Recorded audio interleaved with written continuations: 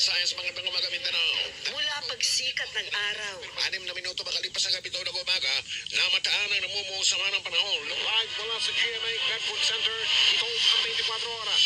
Bakit hanggang ngayon ay 8 milyon? ang pagpanaw ng aming minamahal na kapuso at kaibigan, si Mike Enriquez.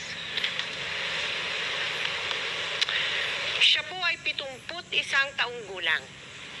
Si Mike po ay halos 2 dekada nating nakasama gabi-gabi dito sa 24 oras. Mahigit 20 taon din siyang naging host ng public affairs program na investigador. Si Mike po ay nagsilbing presidente ng RGMA Network Incorporated at naging Senior Vice President and Consultant for Radio Operations ng GMA.